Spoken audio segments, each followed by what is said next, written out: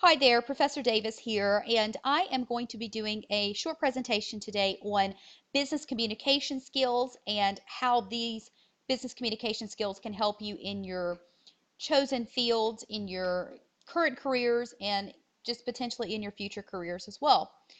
As we all know, we are working in a digital age. So, for the most part, most people often wonder, especially when they start to get closer to graduation and so forth, what type of workplace they'll enter once they graduate. They even often question things such as what skills they're going to need to be successful in this type of work environment.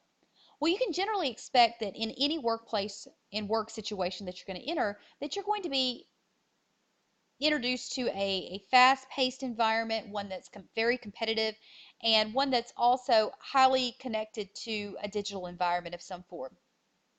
Now, communication technologies often provide us with a lot of benefits, and a few of those that I'm going to talk about here is going to be, a level of unmatched mobility and just a connection to people anytime, anywhere across the world, as we know just from taking online courses.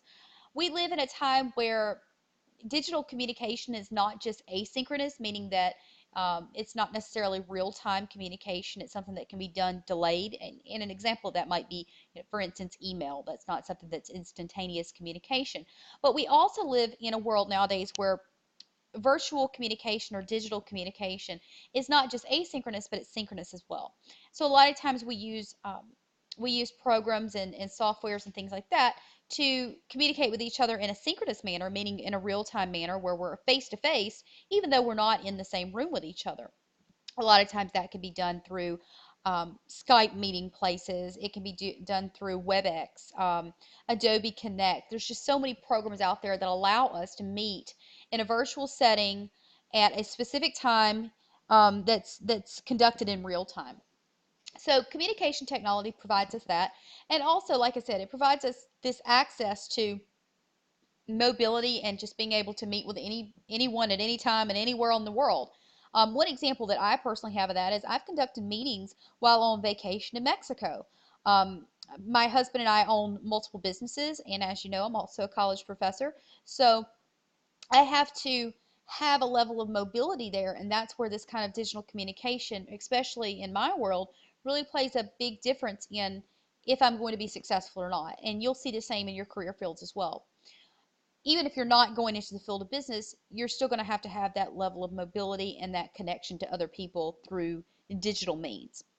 Today's communicators interact using multiple electronic devices. So we're not even limited to one electronic device anymore. We have multiple devices to communicate with. And if you were to think about this in a personal term, I'm sure that you would agree that you have, possibly smartphones, and you have a laptop or more than one. You have personal, computers. You have I'm trying to think of all the different things that we use nowadays, but we have so many different devices that we use to communicate with other people. And we even have access, especially in the terms of the business world or professional world for that matter, we have access to information stored in remote locations. For instance, in my career field, we have things that I'm able to access from our schools that are housed in what we would call the cloud, as most people know nowadays. It's just a place where you can access information that may be specific, let's say, to your company or so forth, that's not necessarily on your personal computer, but it is somewhere that is, um, excuse me, my screen disappeared there for a minute, but it's something that you're accessed through a type of remote location. Now, this mobility and instant access explains why an increasing number of workers must be available practically around the clock and be able to respond quickly. And I've found that in the business world and professional fields and so forth, that this is becoming an even larger demand. I've been teaching business communication now for quite some time, and I can honestly say that where it used to be acceptable to answer emails which may have been sent 24 hours ago, it's almost becoming an expectation that people in certain positions are to respond to emails within an hour or maybe even less at times. So this mobility, this instant access, these are things that we have to embrace and that we have to learn um, to learn the proper skills and techniques and so forth to be able to be successful in this type of environment. So in this increasingly complex, networked digital environment that we're all living in nowadays, communication skills matter more now than ever. Job candidates with exceptional communication skills generally immediately stand out, especially in today's market. We have a market nowadays where there are people who are highly educated, they're highly skilled, they're very experienced in their fields. So we have to look at things such as what makes us stand out as a candidate. So we're in a stack of resumes sitting on a human resources person's desk, we have to go, what makes me stand out? If you're to interview with someone, out of all the interviews that this person's conducted, what makes you stand out as a job candidate? And a lot of time, it's going to be the communication skills that you've had. I know that, being a business owner and someone that's worked in the professional fields of business for quite some time, I can honestly say that I have interviewed people that have had similar educations, they've had similar experience, and a lot of times it all just boiled down to me on who had the better communication skills as to who received the position or not, because that's what made that candidate stand out. So that's why business communication skills and just learning the techniques that we need to be successful in our professional fields really helps us in the long run. Now, recent research suggests that strong communication skills are critical to effective job placement, kind of like the example I was just giving you.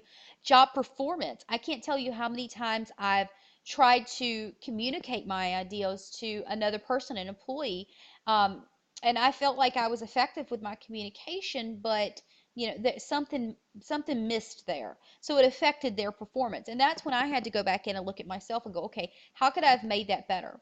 Now, on the flip side, I've had wonderful employees before that had a wonderful work ethic, that really had the experience and knew their positions well, but were unable to advance because they lacked the communication skills they needed to network with their community, to gain clients, to, whatever it is that I was looking for them as a standout key player or key team member, they were lacking in that area. Also, strong communication skills are critical to your career advancement. So that's kind of what I was talking about just then. Sometimes you get stuck in a certain position in a company because you lack the communication skills to go forward. You may have the education, you may have the experience, but without having those great communication skills in place, your career kind of stands at a standstill. And organizational success. And again, that kind of ties into what we were just talking about. So when making hiring decisions, and this is not just from my own personal experiences, but research notes that when making hiring decisions, employers often rank communication skills among the most desirable competencies for a job candidate. Now, I like to put things in real world terms because I think that really helps people to see the tangible benefits of learning these communication skills, or whatever it is that we're talking about for that week. So, with that being said, so what does this mean in the real world, especially in terms of interviewing for a position? We've all probably had those instances where we've put in our resume for a position and we're really hoping to hear back from them. And perhaps we do hear back from them and we think the interview went well, but there was, for some reason, you just didn't get the position. Now, of course, that can boil down to a lot of different things there. It could have just been they were looking for someone with a little bit different experience or whatever. But, in terms of interviewing, I've got a couple of examples here.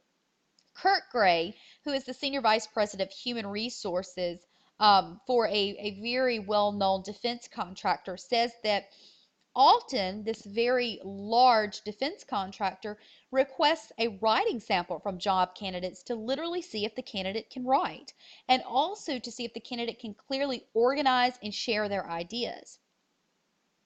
Matt Lavery, Managing Director of Corporate Talent Acquisition with UPS, states that the company requires workers to write clear and concise messages and also to investigate, analyze, and report their findings in a professional manner.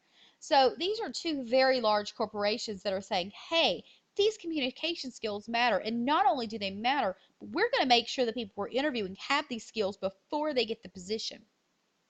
Further, in a Fortune poll, 1,000 executives cited 1,000 executives cited writing, critical thinking, and problem solving, along with self motivation and team skills, as their top choices in new hires as far as characteristics of these hopeful future employees.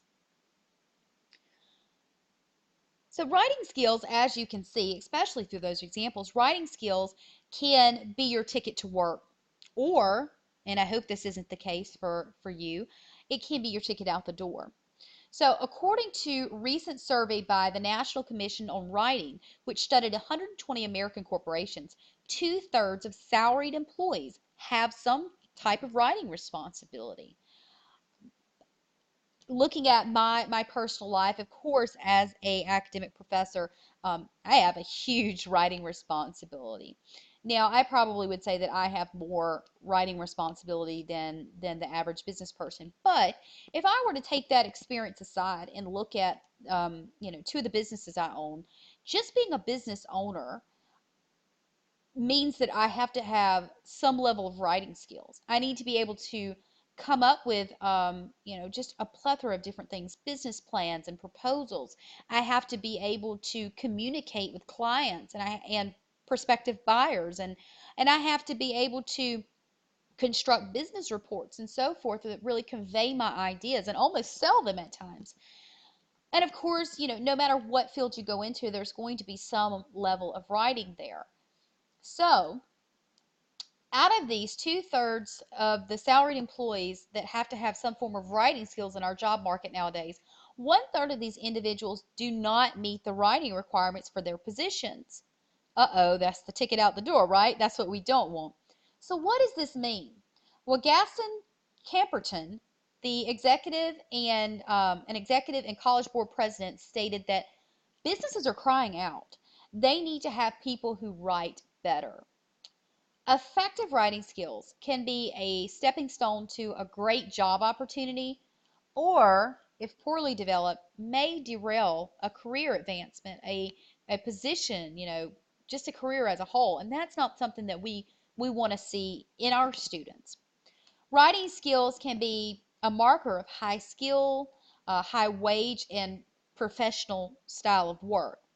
If you can't express yourself clearly, you really do limit your opportunities for many different positions and especially career advancement.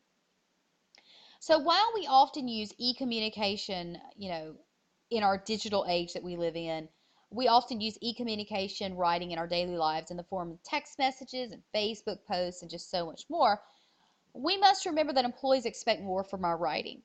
Specifically, business communication should be more formal, more thoughtful, more informative, error-free, and professional in tone. So we can't write emails that we're sending out to prospective clients or superiors or whoever it might be. We can't write these in the way that we might shoot an email to a family member or a friend or so forth. And I think a lot of times my students truly want to learn how to do this, and that's why we have these classes, because it helps to set you up for success in your professional careers. So why is this important though? Let's be a bit more specific. Long gone are the days when businesses were mostly conducted, or excuse me, when business was mostly conducted face to face, and we had an administrative assistant to help us with things such as spelling and grammar and so forth. Those days are just long gone. Although our interpersonal skills really still matter a great deal, writing effectively is a huge part of business communication and can really make or break a job candidate, a person holding a specific position, and more. Ever since we entered the digital revolution, most workers write their own business communication messages. More recently, employers have admitted that their expectations of employees have increased, as employees today are expected to just have a broader range of skills and knowledge in their fields. So we used to live in a time where, and I'm sure many of you remember this like I do, but we used to live in a time where just having a certain level of education or just having a certain experience in a field meant that we would get that job position or we would get that advancement or so forth. But as we now live in a more modern digital age, we have a wealth of highly educated individuals, highly experienced individuals, and so with that being said, we have to step it up as a job candidate, so to speak. We have to have a broader range of skills, including these communication skills and these writing skills, while also possessing that level of education and that level of knowledge in our fields as well. So ultimately, it's up to you. Communication skills can be learned. I know a lot of times people don't understand that. They think, well, you're either born knowing how to communicate or you're not. Not exactly. By enrolling in communication courses which discuss business communication techniques and tips, you've already taken the first step towards improving or just polishing your communication skill set. Thriving in the thriving in the challenging digital world depends on many different factors, but it specifically includes how well you're able to communicate. And I want you to keep something in mind as we close out this meeting. Remember, you're not born with the ability to read, to actively listen. Hearing, yes. Actively listening, no. And we'll talk about that at a later time. But you're not born with the ability to read, to actively listen, to speak as soon as you're born, or especially to write effectively. These skills have to be learned. So with this in mind, you can learn effective communication skills to help you advance in your future or even your current career field as well. It just takes a willing participant. So that being said, if you have any questions at all, please feel free to contact me. You know how to contact me. You can shoot me an email in the course. I'm happy to answer any questions that you have. Otherwise, take on the challenge this week, learn some new skills, brush up on some things, and be successful in your life. Thanks so much and have a great week.